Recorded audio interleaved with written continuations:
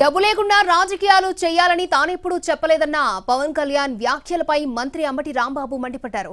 పవన్ ఇంతకాలం కాకమ్మ కబుర్లు చెప్పారని, ఇప్పుడు దిగజారుడు రాజకీయాలు చేస్తున్నారని ఆరోపించారు. ఓట్లు కొనాలని జనసేన శ్రేణులకు పవన్ లైసెన్స్ ఇచ్చారంటూ విమర్శించారు. జీరో బడ్జెట్ పాలిటిక్స్ అని నేను చెప్పి అలసిపోయాను. నేను ఎప్పుడు చెప్పలేదు బాబు, జీరో బడ్జెట్ డబ్బులు లేకుండా రాజకీయం చేయాలని నేను ఏ రోజున చెప్పలేదు. ఎలక్షన్ కమిషన్ కూడా ఈ రోజున 45 లక్షలకు పెంచింది ఖర్చు.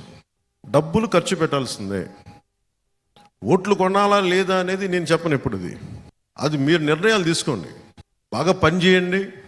అసలు ఓట్లు కొనలేని పరిస్థితికి ఉంటే సంతోషం. అది అందరూ వేల కోట్లు ఖర్చు పెడతారు, కానీ ఎవరు మాట్లాడరు దాని గురించి. అందరూ సైలెన్స్ చెప్పి అలా కూర్చుంటారు. అంత ఫాల్స్ సొసైటీ అయిపోయింది.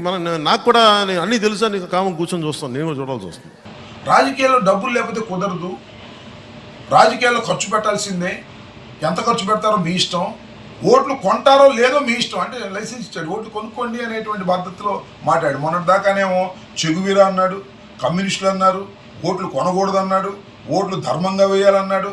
ఇలాంటి కాకమ్మ కథలన్నీ చెప్పి ఇవాళ ఓట్లు కొనుక్కోవచ్చు అని తన కేడర్కి, తన నాయకులకి సందేశం పంపుతున్నాడంటే రాజకీయంగా ఎంత దిగజారుడు రాజకీయాలు చేస్తున్నాడో పవన్ కళ్యాణ్ గారు ఒక్కసారి అర్థం చేసుకోమని మనం చేస్తున్నాం.